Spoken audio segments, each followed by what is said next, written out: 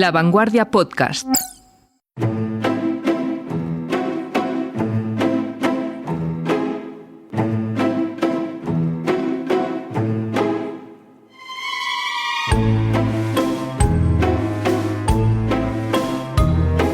En nuestra biblioteca de los libros secretos añadimos en esta ocasión una novela que su autora empezó a escribir cuando tenía 17 años y que acabó ganando el Premio Planeta una década después.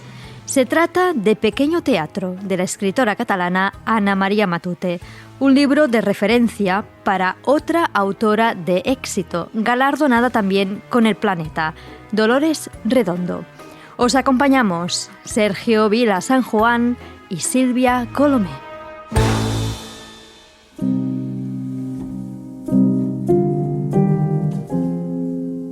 Ana María Matute, nacida en Barcelona en 1925 y fallecida en el 2014, es una de las grandes escritoras españolas. Debutó muy joven, quedando finalista del Premio Nadal en 1952 con su novela Los Abel. Perteneciente a la generación literaria de los llamados niños de la guerra, se consagró con varias obras en la línea del realismo social imperante, siempre matizado con una importante carga poética, como Los hijos muertos, Primera memoria o Los soldados lloran de noche. En 1996 inicia una segunda y muy exitosa fase de su carrera con libros de marcado carácter fantástico como Olvidado Rey Gudú, que constituyó un gran superventas. En 1996 fue elegida académica de la RAE, la tercera mujer que ingresó en 300 años de historia. En 2007 obtuvo el Premio Nacional de las Letras y en 2010 recibió el Premio Cervantes. Con la novela Pequeño Teatro, una Ana María Matute de 29 años ganaba el Premio Planeta de 1954 en su tercera convocatoria. La nota que acompañaba a la obra premiada cuando apareció la sintetizaba con estas palabras: teatro de títeres, humildes muñecos movidos por la destreza de un anciano bondadoso, pero seres humanos también, seres humanos que palpitan y bullen en la ciudad, dejando al descubierto sus propias miserias, sus inclinaciones, sus torpes sentimientos, sus mezquindades, sus odios, sus reacciones. En torno a un adolescente desamparado se agitan las pasiones de seres cuyas ruindades, fantochadas, hipocresía, ambición, crueldad, sueños engañosos, adquieren, a lo largo de la narración y por la lograda delimitación de los personajes, caracteres de símbolos, aunque sin perder en ningún momento su condición humana. Dolores Redondo es hoy la gran estrella del género negro en España, una escritora bestsellers cuyos libros dan pie a rutas turísticas, películas, series televisivas. Nacida en San Sebastián en 1969, la publicación de su trilogía del Baztán, compuesta por El guardián invisible, Legado en los huesos y Ofrenda a la tormenta, ha creado escuela con su combinación de suspense, costumbrismo, antiguas leyendas y sólidos personajes y ha llegado a 3 millones de lectores. En el 2016, Dolores Redondo ganó el Premio Planeta con Todo esto te daré y recientemente ha publicado con su editorial habitual, Destino, Esperando al diluvio, donde recupera a un asesino en serie de la vida real, conocida como John Biblia. Gracias, Dolores, por estar hoy con nosotros en el podcast El Libro Secreto. Y la primera pregunta es: ¿por qué has elegido Pequeño Teatro de Ana María Matute? Pues fíjate, de estas siempre tienes la sensación de que son los libros los que te eligen. Y este libro llegó en un momento a mi vida en que yo sentía una gran admiración por Ana María. Descubrí esta novela, que es su primera novela además, y me sentí muy identificada con muchos aspectos que ella narraba en ese momento, con un pequeño pueblo costero, con la vida costumbrista de la zona. Pero es que luego, en distintos momentos de mi vida, cuando yo misma fui escritora y cuando escribí El guardián invisible y lo mandé a una editorial y a otra y sufrí los primeros rechazos, me sentía identificada también con esa historia, con ese pequeño pueblo, con esas cosas que precisamente rechazaban las editoriales y que me decían, esto no va a funcionar. Y yo pensaba, ¿no habéis leído Pequeño Teatro? Bueno, y también sufrí un primer rechazo, aunque luego acabó ganando el Premio Planeta. O sea que... Bueno, sufrí un primero, no, sufrí muchísimos. Tengo una colección de cartas que las guardo y además es una parte de la historia que me gusta contar, sobre todo cuando hablo con autores que están empezando. Empezar en cualquier arte, en la pintura, en la danza, en la literatura es difícil, son pasos duros y hay que estar dispuesto a recibir rechazos también y a que alguien no entienda lo que estás haciendo, sobre todo si eres escritor. Si eres autor, no tanto, porque si eres autor seguramente estarás escribiendo algo que esté de moda, que sea lo que se está vendiendo en ese momento, un trabajo por encargo, pero si eres escritor y la novela te ha nacido dentro, quizá te haya nacido en un momento en el que no está de moda, como le ocurrió al Guardián Invisible hace 12 años, cuando yo presenté la novela, que pues bueno, en aquel momento estaba de moda la novela histórica y me decían, ¿dónde vas con esto? Esto no va a funcionar. Y bueno, pues por suerte le llegó su momento y yo me mantuve firme también. Por eso me gusta hablar de los rechazos, me gusta hablar de las veces en que fue no y de la firmeza con la que hay que mantenerse cuando tienes una idea original, cuando sabes que con lo que vienes es nuevo, es distinto, es diferente y que va a haber un momento en que le va a llegar su tiempo. En tu caso llegó en forma de ola, pero en el caso de Ana María quizá fue más suave, pero también desde el principio la identificaron como una renovadora. ¿Tú la llegaste a conocer personalmente? Sí, tuve la inmensa suerte. Bueno, esto lo he compartido con muchas personas que la conocieron y creo que todos nos hemos quedado curiosamente con la misma sensación de ser muy especiales para ella, porque ella tenía esa capacidad de hacer sentir especial a todas las personas que conocía. Te miraba de un modo, te hablaba en un tono de confesión y de estar haciéndote confidencias que, bueno, pues que te calaban, que te dejaban huella.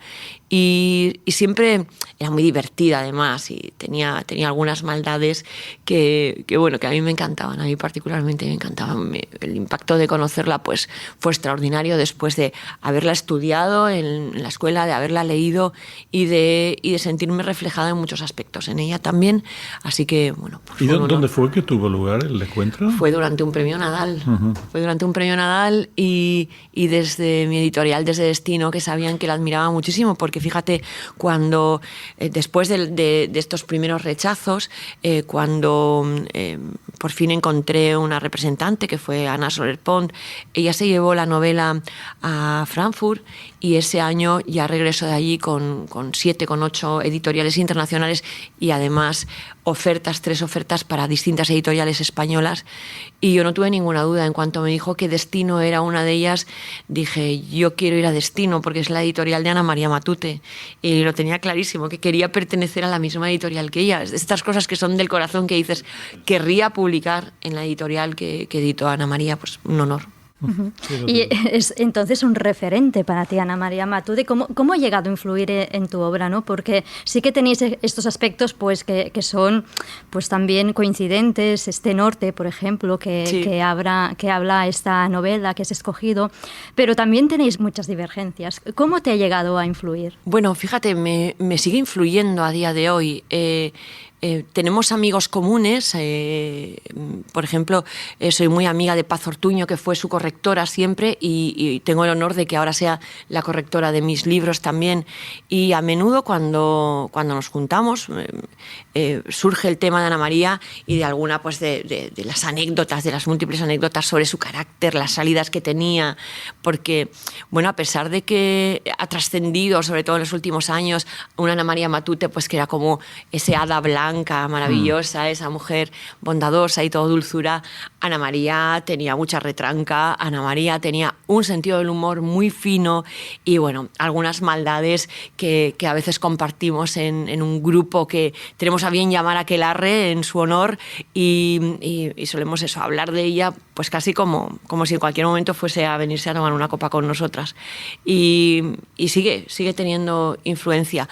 A nivel literario, fíjate, sobre todo esta novela que me marcó tanto en su momento por su dureza, porque Ana María no tenía miedo de hablar de lo sucio de la vida, de las partes sórdidas y de cómo a veces incluso nos vemos atraídos hacia esa parte. Justo esta novela tiene esos elementos por los que me decían que la trilogía del Baztán no iba a funcionar. Tiene un pequeño pueblo, tiene una vida muy costumbrista, tiene palabras en euskera que es una curiosidad, que son esas cosas por las que me decían, no, El Guardián Invisible no es la típica novela negra, deberías de buscar un escenario más urbanita, deberías utilizar un lenguaje más universal, porque claro, si utilizas palabras en euskera esto lo vas a limitar a una zona norte muy concreta y fuera de ahí no te van a leer. Y por supuesto en mi caso era la mitología, ¿no? Que fue pues eso, es uno de los grandes signos de identidad. Es mi signo de identidad, que afortunadamente muchos otros han seguido después, pero en aquel momento era novedoso y nadie lo había hecho. Y en la novela de Ana María, en esta concretamente, no hay mitología como tal, pero sí hay un montón de magia que tiene que ver, fíjate, hay un pequeño teatro, es un teatro de títeres, tiene que ver con el mundo de cómo se entremezclan la ficción y casi la personalidad de esos muñecos, algo que en algunos aspectos me recuerda a Zafón también, que daba vida, que animaba muñecos, títeres, criaturas, estatuas, y bueno, esa vida que se mueve entre los que en teoría los mueven y esos muñecos que son los únicos verdaderamente libres y que desde su estantería los están juzgando. Y luego hay mal tiempo, hay sí, lluvia, por supuesto, la climatología. Esto en tu trilogía la climatología es constante y en esta novela. Esta novela me hizo ponerme en paz con el lugar donde yo había nacido. Porque yo nací en un puerto, no en un pequeño puerto como el que ella retrata aquí, que podría ser quizá Guetaria o quizá uno de esos pequeños puertecillos de mar del País Vasco. Yo nací, vivía en Pasajes, que era un puerto más grande, pero cuando yo era pequeña aborrecía el lugar donde había nacido. Lo odiaba porque era un sitio ligado al esfuerzo, al trabajo, era un sitio feo, era un sitio contaminado, era un sitio que olía mal, era un sitio lleno de gente tosca y burda que trabajaba muy duramente, no muy culta, o yo los encontraba no muy cultos, yo que era una niña bastante pedante y leía mucho y me imagino bastante cercana a esa Ana María de 15 años con calcetines hasta la rodilla, pues yo encontraba que el lugar donde yo había tenido la desgracia de nacer nunca iba a ser lugar para una novela. Era un lugar donde la gente moría trabajando, donde, no sé, vivía frente a una iglesia en la que casi cada día se celebraban misas funeral, cabos de año, de todos los marinos que morían en el mar, de toda la gente que moría trabajando en el puerto, porque sabéis que por desgracia hace unos años morir en el puesto laboral era el pan de cada día.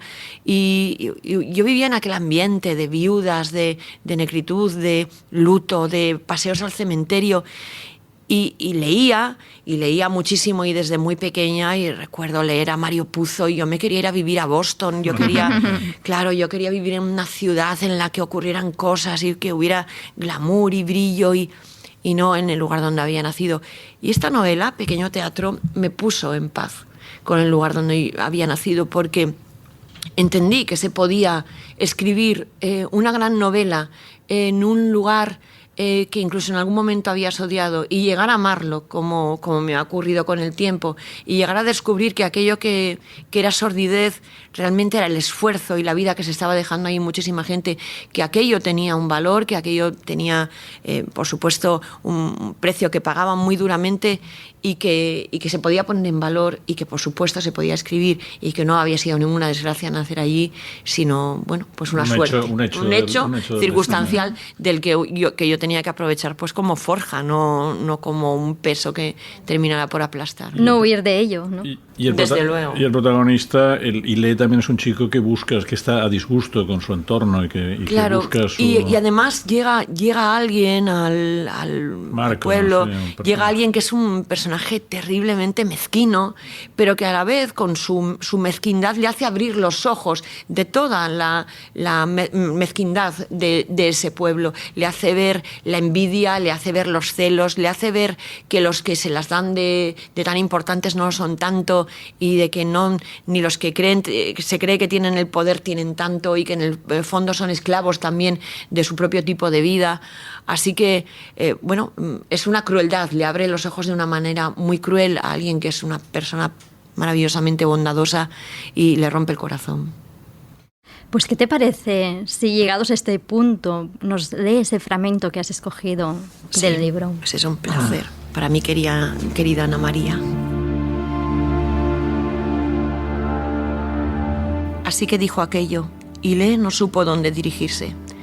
Estaba muy nervioso y le acometía un necio deseo de despedirse de todas las cosas que él amaba, de ver algo o a alguien por última vez y recrearse en el pensamiento doloroso de que era la última vez, la última. Casi sin darse cuenta llegó hasta el teatro de Anderea. Asomó la cabeza por la pequeña trampa que conducía al taller. Su rostro se encendió bajo los revueltos mechones negros. «Adiós, Anderea», dijo con precipitación. «Voy a marcharme y no volveré. Quiero decirte adiós». Anderea levantó la cabeza y le saludó alegremente. «Hola, muchacho, ven, siéntate aquí. Hace tiempo que no te vemos y he de enseñarte unos muñecos nuevos que tú no conoces». Y le se irritó de un modo extraño, con un extraño dolor. «¿Pero no me oyes? ¿No oyes lo que te digo? Adiós, voy a despedirme. ¿Por qué me dices, hola, muchacho? Esto es una despedida. No quiero ver ningún muñeco». «Está bien, Ile, está bien, pero por lo menos podrás charlar un rato con tu viejo amigo». Ile parpadeó. «Es que he de irme». «Ile, Eroriak, ¿por qué lloras?» «No lloro, estoy muy contento. Seré más grande que quepa». «Bien, Ile, pero siéntate, aunque solo sea un instante. Los muñecos querrán despedirte. Cuando seas tan grande como quepa, se alegrarán de haber estado en tus manos». Ile Eroriak bajó con lentitud la escalerilla, se sentó en el suelo con las piernas cruzadas, según su costumbre. Y así, como antes, como siempre, permanecieron mucho rato. Le parecía que no hubiera transcurrido el tiempo desde la última vez que se vieron en aquel mismo lugar, sentado viéndole trabajar entre el olor de pintura y de serrín, de madera, entre las caretas de acusadas facciones y las pelucas de esparto. «Es un barco muy bonito», se decidió al fin a explicar, «y ella también vendrá». Anderea asintió con gesto sonriente. «Magnífico. La bella historia de Colombina y el arlequín. Pero a ti, pobre muñeco, ¿qué papel te asignaremos? De ninguna manera te pareces a Pierrot. Y tú no querrás convertirte en uno de esos», dijo señalando al instante de los muñecos olvidados, de los pálidos y despintados muñecos rotos e inservibles. Y Lea sintió un raro desasosiego. «Óyeme, Anderea, no vayas tú a decir nada de esto a nadie. No vayas a decir lo del velero, lo de nuestra partida, porque es que...» Anderea la atajó con un gesto. «Sí, ya sé por qué descuida. Ya sé que se lleva los fondos de la gran colecta. Ya sé que se lleva el curso y pendentif de oro y las esmeraldas de la señorita Mirenchu.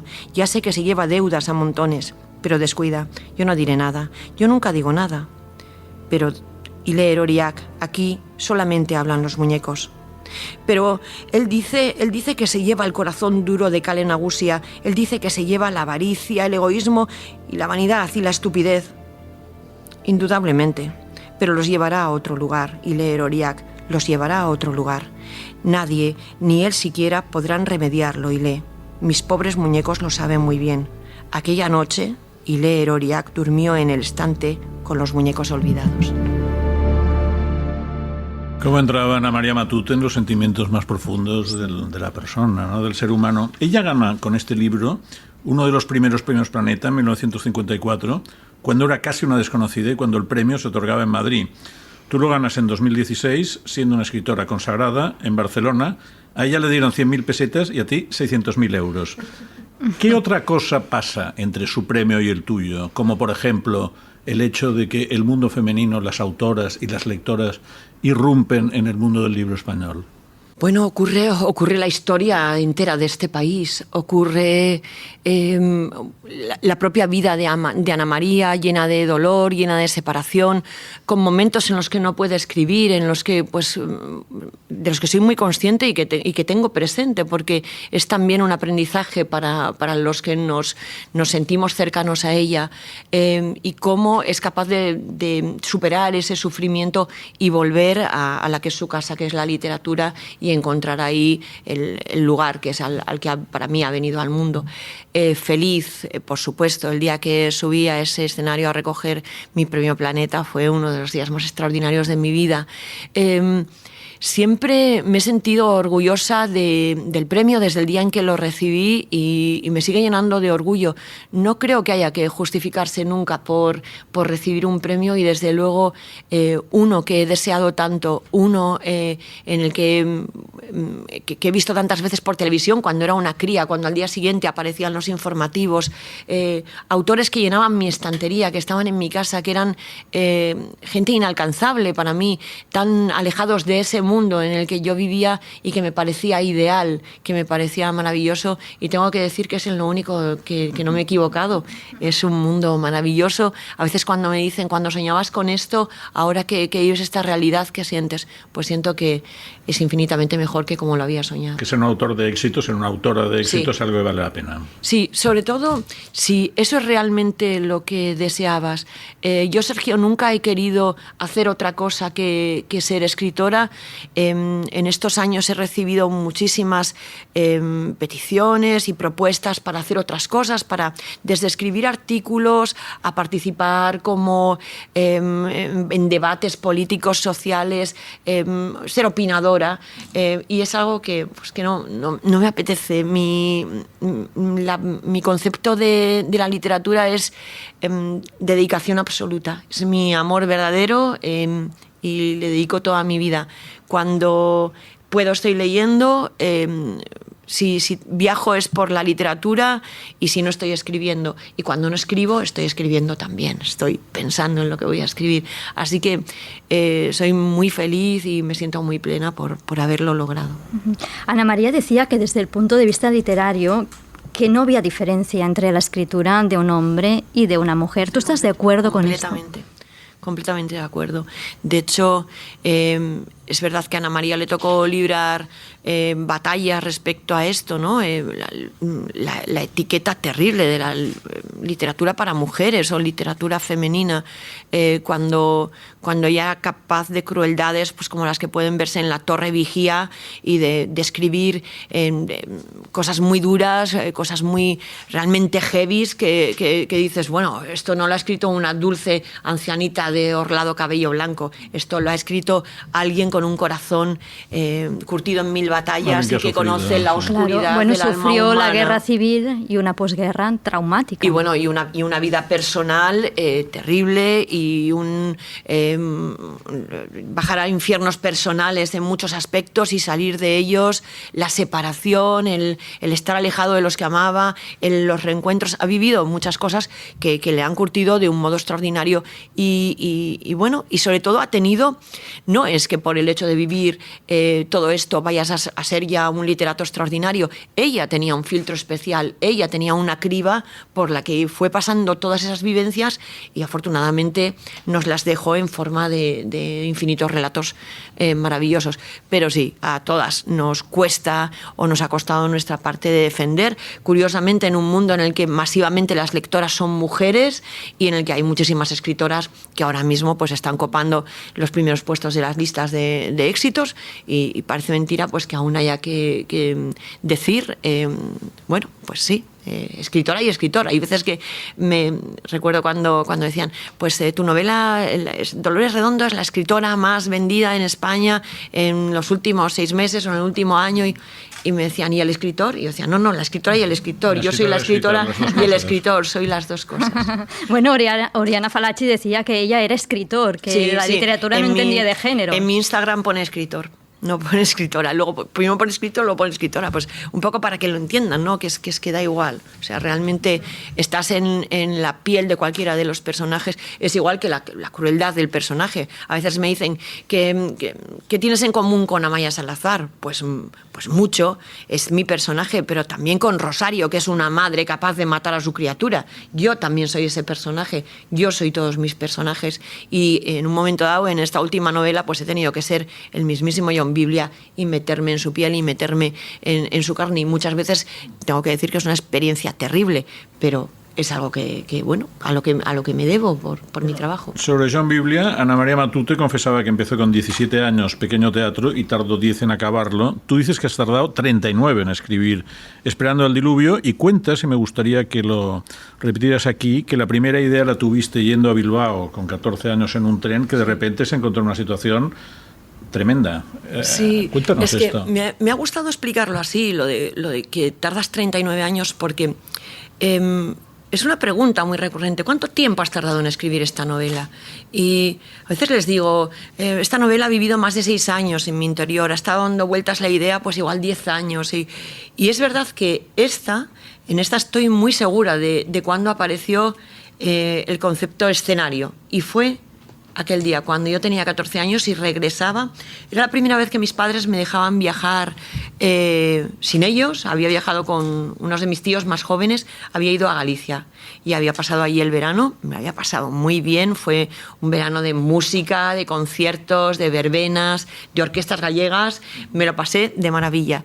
Y regresaba en el tren, pero volvía sola, volvía a cargo de otros adultos que ellos conocían, pero yo volvía sola en el tren.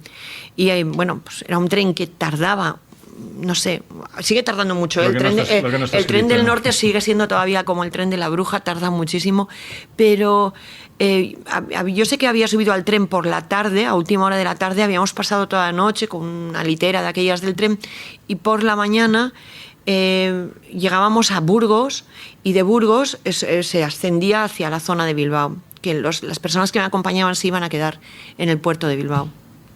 Y ya según nos adentrábamos en esa zona, el espectáculo ya era sobrecogedor, pues que se notaba que había pasado algo terrible. Estaba los campos estaban anegados de barro, la hierba estaba completamente aplastada. Y recuerdo el momento en que el tren se fue ralentizando el paso, y hubo un momento en que se detuvo, y se detuvo como en una curva, y desde donde estábamos veíamos que se había detenido porque faltaba la amalgama de debajo de las vías. La riada se la había llevado. Pero además la gente empezó a decir, mirad los árboles, y los altísimos árboles, son chopos, árboles que pueden medir 20 metros a la orilla de los ríos, tenían cosas prendidas arriba de toda índole. De toda índole, hasta un colchón. Yo recuerdo ver un colchón en la copa de un árbol, y la gente empezó a decir, el agua ha tenido que pasar por encima. Entonces vimos a los obreros que trabajaban en la vía, porque nadie llevaba un teléfono en aquel momento en el tren. La última vez que habíamos hablado con Casa era el día anterior o 2 días antes, no sabíamos nada de lo que había pasado. Y empezaron a correr rumores que decían los obreros que Bilbao estaba destruido, que se habían hundido los barcos en el puerto, que se habían caído las grúas, que se había llevado navieras enteras, acerías. Yo había estado en Bilbao cuando era más pequeña y sabía, o sea, la impresión que me había llevado de Bilbao era que era un titán, que era un gigante oscuro, negro, era como el reino de Oz, en negro, ¿no? Y yo decía, bueno, pues si Bilbao está destruido, ¿cómo está mi casa? Bilbao era imposible. O sea, es como que te digan que se ha destruido el puerto de Barcelona y dices, ¿cómo va a estar destruido? ¿Cómo se va a haber llevado silos, grúas, barcos? ¿Qué ha pasado? Y bueno, recuerdo la angustia de estar allí, y llegó un momento en que me eché a llorar, claro. Y alguien, una mujer, no digáis cosas, que la niña se está asustando. Me decía, no te preocupes, cariño, que seguro que en tu casa están bien. Y bueno, y luego ya el tren tuvo que volver hacia atrás y tomar otra vía y volver por otra. Ahí no se pudo entrar en Bilbao. Y cuando yo llegué a mi casa no había pasado nada. En mi casa había llovido, pero no había pasado nada. Y ni siquiera tenían noticia todavía de lo que había sucedido en Bilbao. Lo contaba yo, Bilbao está destruido. Me decían, ¿qué dices? No, pues, ¿qué estás diciendo? Sí, que ha llovido por Deva y por Zarauz, pero ¿cómo va a estar destruido Bilbao? Sí, que ha habido una gran riada. Y fue 2 días después cuando empezaron a llegar las primeras imágenes, porque estaban las carreteras cortadas y entonces era el Centro Regional del Norte que cubría eso, de Televisión Española, hasta que llegó una cámara ahí, bueno, era una cosa espantosa. Y luego se ha mantenido muchos años en mi memoria porque, y en la de todos los vascos, porque independientemente de que hubieras estado allí o no, y la pérdida de vidas humanas que supuso en el momento, y la pérdida y las imágenes dantescas, tuvo un impacto económico terrible, porque muchas empresas esas ya no pudieron volver a activarse nunca más, mucha gente perdió su puesto de trabajo. En 1983 empezaba a afectar la gran crisis naval que luego pues hundiría muchos de los puertos de las navales de todo el país. Así que bueno, pues fue el principio de una época muy mala que yo recuerdo perfectamente. Fíjate, y el principio también de la novela. Exacto, y hay otras historias que estés cociendo así a fuego lento como has cocido esta, que todavía están por salir. Sí, están por salir porque todavía no me atrevo a ponerle nombre a lo que estoy haciendo, pero lo que sí os puedo decir es que Esperando al diluvio es punta del iceberg de un proyecto con el que sigo adelante, que comprende más de una novela, pero todavía no me atrevo a llamarle nada, porque no es una trilogía, no es una saga.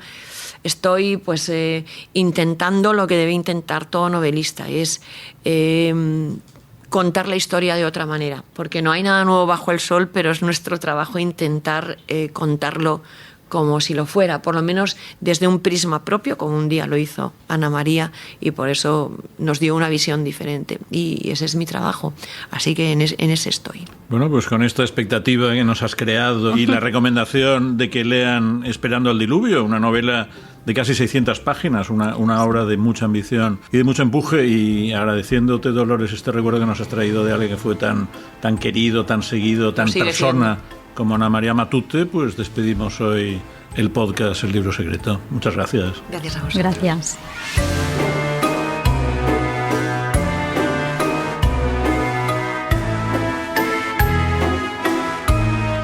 Suscríbete a este podcast y no te pierdas ningún episodio. Gracias por escucharnos.